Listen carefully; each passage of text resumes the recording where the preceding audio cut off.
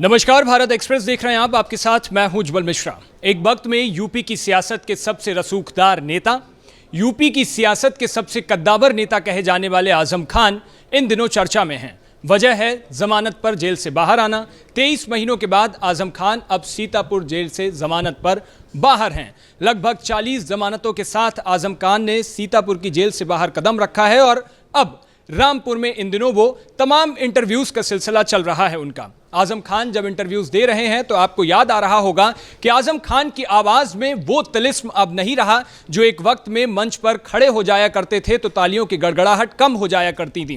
तालियों की गड़गड़ाहट कम हुआ करती थी और उसी के साथ आजम खान की वाहवाही के किस्से, उनकी जुबान के किस्से सियासत के हर एक वर्ग के लोगों को लुभाता था और इसीलिए आजम खान की भाषण, आजम खान की स्पीच, आजम खान की बातों को सबसे ज़्यादा सुना जाता था। और अभी भी अगर मैं हाल फिलहाल के जो राजनीति की बड़ी शख्सियतें हैं उनके इर्द गिर्द भी अगर बात करूं तो आजम खान जैसी स्पीच देने वाला, आजम खान जैसे बोलने वाला, आजम खान जैसा भाषण देने वाला अभी भी कोई सियासत का बड़ा नेता इस कद पर नहीं दिखता है। खैर, अब सवाल ये उठता है कि आजम खान इन दिनों जब अपने इंटरव्यूज दे रहे हैं तो आजम खान इस इंटरव्यूज के जरिए कहना क्या चाह रहे हैं। पहले समझिए, सवाल कई सारे हैं। क्या आजम खान थक गए हैं?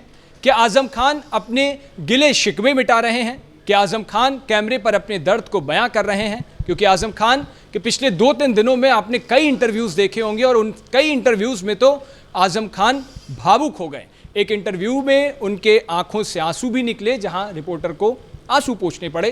खैर, आजम खान के बारे में जब इतनी सारी बातें होती हैं तो आजम खान की रसूख के बारे में भी बात होती है और इसीलिए आजम खान अपने रसूख का जिक्र नेताजी मुलायम सिंह यादव के वाक़ये के साथ करते हैं और इसीलिए आजम खान कहते हैं कि वो नेताजी ने कभी भी कलम में ये नहीं देखा कि साइन कहाँ करने हैं, जहाँ कहे वहाँ उन्होंने साइन किया। और आजम खान का ये भरोसा ही था कि आजम खान ने नेताजी मुलायम सिंह से जितने चाहे, जैसे चाहे, वो सारे काम उन्होंने अपनी मनमर्जी के करवाए। और एक इंटरव्यू में खुद आजम खान ये कहते हैं कि कैबिनेट बिना आजम खान के उस वक्त में शुरू नहीं हुआ करती थी।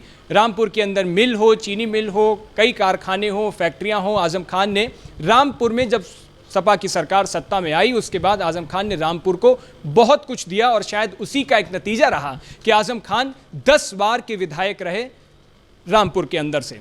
अब सवाल ये कि आजम खान के ऊपर जिम्मेदारी न सिर्फ रामपुर की बल्कि आजम खान के ऊपर जिम्मेदारी स्वार सीट की भी है। आजम खान के ऊपर जिम्मेदारी अपने बेटे के राजनीतिक भविष्य को बड़े कैनवस में संवारने की भी है।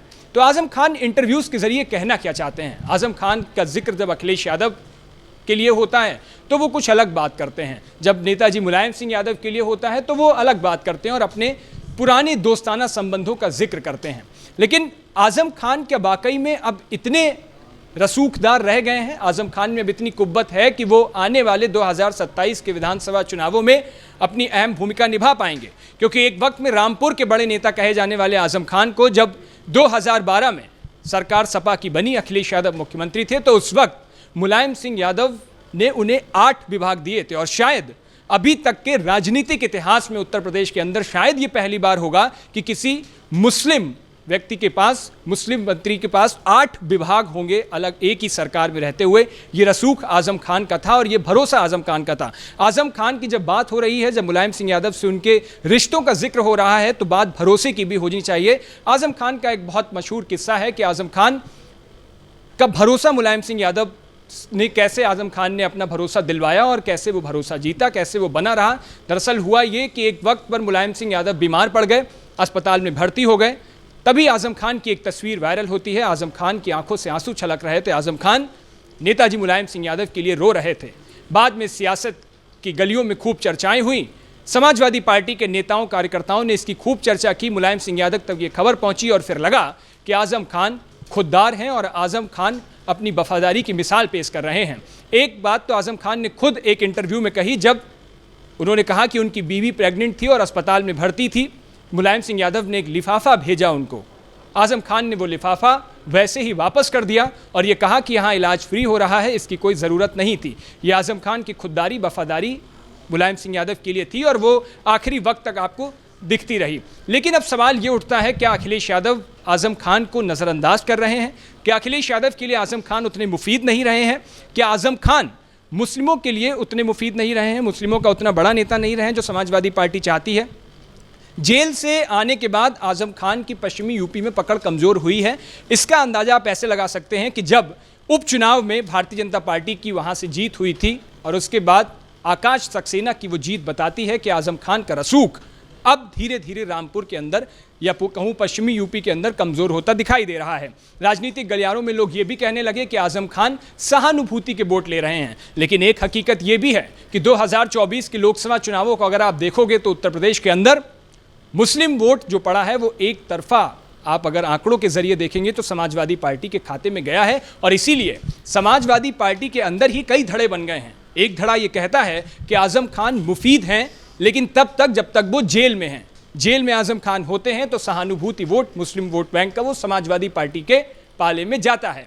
दूसरा वर्ग ये भी कहता है कि आज़म खान साहब को जेल से बाहर निकालने में समाजवादी पार्टी और अखिलेश यादव ने कोई बड़ी कशमकश नहीं दिखाई और इसीलिए आज़म खान को इतने लंबे वक्त तक जेल के अंदर रहना पड़ा और अभी भी वो जमानत पर जेल से बाहर हैं। लेकिन आप याद करिए, जब 2012 का जिक्र मैं कर रहा हूं, अखिलेश यादव की सरकार में आज़म खान के पास 8 विभाग थे, लेकिन 2017 आते आते आज़म खान के ऊपर जब तमाम मुकदमे लगे तो उनकी किस्मत बदल गई। यानी 2012 के आज़म खान कुछ और हुआ करते थे, 2017 के आज़म खान कुछ और हो गए और उसके बाद आज़म खान पर भड़काऊ भाषणबाजी, मुर्गी चोरी, भैंस चोरी, ऐसे तमाम आरोप आज़म खान पर लगे और आज़म खान के ऊपर 100 से ज़्यादा चोरी डकैती के मुकदमे दर्ज हैं, तमाम अलग अलग जगहों से दर्ज कराए गए और उसी की सज़ा आज़म खान अब जेल में काट रहे हैं। 2022 में हेट स्पीच का मामला भी जब उन्हें दोषी ठहराया गया तो आज़म खान की विधानसभा सदस्यता चली गई और उसके बाद धीरे धीरे फिर उनके बेटे पर भी बात पहुंची और वो फर्जी कागजात के मामले में उनके बेटे की सदस्यता भी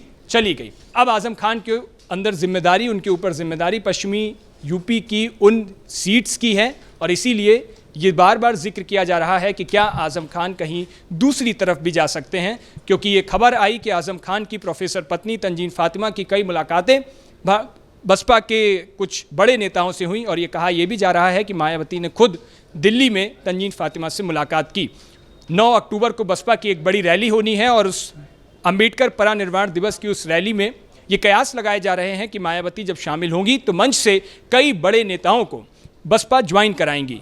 ये भी कयास लगाए जा रहे थे कि शायद हो सकता है कि आज़म खान भी बसपा में शामिल हो जाएं, लेकिन उससे ठीक एक दिन पहले यानी 8 अक्टूबर को अखिलेश यादव मिलने आज़म खान से रामपुर जा रहे हैं। अब यहाँ पर एक सबसे बड़ा सवाल ये कि अखिलेश यादव जो लखनऊ से सीतापुर की दूरी महज 88 किलोमीटर है, वहाँ न जाकर के अखिलेश यादव रामपुर से लखनऊ जो लगभग 350 किलोमीटर दूर है वहाँ मिलने जा रहे हैं। ये भी एक बड़ी बात है। हमारे साथ हुई एक चर्चा में हमने इस बात का भी जिक्र किया था कि अखिलेश यादव खुद आज़म खान से मिलने जाएंगे और अगर नहीं जाते हैं तो आज़म खान तब तक समाजवादी पार्टी के किसी दफ्तर में कदम नहीं रखेंगे। हुआ भी कुछ ऐसा ही और वो 8 तारीख को फिर एक तारीख नियत हुई, अखिलेश यादव अब मिलने जाएंगे। एक दिलचस्प किस्सा और है, अभी हाल ही के इंटरव्यूज़ में निकल के आया है कि ये मुलाकात कराई किसने। ये कहा जा रहा था कि किसी मीडिएटर ने इन दोनों की बात कराई, लेकिन आज़म खान ने खुद ये एक इंटरव्यू में क्लियर किया कि उनकी बात फ़ोन पर शिवपाल यादव से हुई है। उन्होंने कहा कि मेरे बेटे के फ़ोन कॉल पर शिवपाल का फ़ोन आया और उसके बाद मैंने बातचीत की, उन्होंने मेरा स्वास्थ्य का हालचाल जाना और ये तमाम बात हुई। तो ये भी कयास लगाए जा रहे हैं कि अखिलेश के मिलने का जो मुलाकात का वक्त था वो शिवपाल ने ही आज़म से फ़ोन पर मांगा और दोनों के बीच में मध्यस्थता कराई। खैर 8 तारीख को जो होगा वो सब सामने होगा, लेकिन अब सबसे ज़्यादा जो दिलचस्पी रखी जा रही है, सबसे बड़ा सवाल ये है कि क्या आज़म खान 2027 के लिए उतने मुफीद बचे हैं? क्या आज़म खान कहीं और जा सकते हैं? उसकी एक बड़ी वजह यह भी है कि आज़म खान जिस नवाबी के साथ, आज़म खान जिस खुददारी के साथ, जिस अकड़ के साथ, जिस तंज लहजे के साथ सर उठा करके, और ये भी सियासत में कहा जाता है, सियासत के कई बड़े नेताओं से जब आप सुनोगे तो आज़म खान के जितने नखरे समाजवादी पार्टी और अखिलेश यादव उठा सकते हैं, शायद किसी दूसरी पार्टी में उनके लिए वो उतना मुफीद नहीं होगा। इसीलिए कहा जाता है कि नसीमुद्दीन सिद्दीकी जैसे लोग तो बसपा में जा सकते हैं, लेकिन आज़म खान के लिए बसपा में जाकर के मायावती के नीचे काम कर पाना शायद उतना मुफीद नहीं रहेगा। खैर, सियासत में किसी भी संभावनाओं को दरकिनार नहीं किया जाता है, तो इसलिए कुछ भी कभी भी कहीं भी हो सकता है। क्योंकि आप याद करिए 2017 का वो वक्त जब पार्लियामेंट से खड़े होकर के सतीश चंद्र मिश्रा ने कहा था कि बसपा और सपा का कोई गठबंधन नहीं होने वाला है। समाजवादी पार्टी के नेता भी कह रहे थे कि बसपा और सपा का गठबंधन तो कभी सोचा भी नहीं जा सकता। लेकिन उसके ठीक 20 दिन बाद लखनऊ के होटल ताज में संयुक्त प्रेस कॉन्फ्रेंस होती है, ज्वाइंट प्रेस कॉन्फ्रेंस होती है और वहाँ पर बैठे होते हैं अखिलेश यादव और मायावती। तो सियासत में संभावनाएं बनी रहती हैं और उन संभावनाओं को दरकिनार नहीं किया जा सकता है। कल को कुछ भी हो सकता है, लेकिन आजम खान की सियासत रसूख के बारे में सबसे ज़्यादा चर्चाएं हैं। आपको क्या लगता है कि आजम खान के अंदर अभी भी वो कुव्वत, वो ताकत बची हुई है कि वो समाजवादी पार्टी और अल्पसंख्यक मोर्चा को एक बड़े नेता के तौर पर उभर कर अपने बेटे की सीट सुरक्षित करवा पाएं और राजनीतिक भविष्य को बेहतर बना पाएं? अपनी राय हमें कमेंट बॉक्स में जरूर बताइएगा। देश और दुनिया की बाकी तमाम खबरों के लिए देखते रहिए भारत एक्सप्रेस।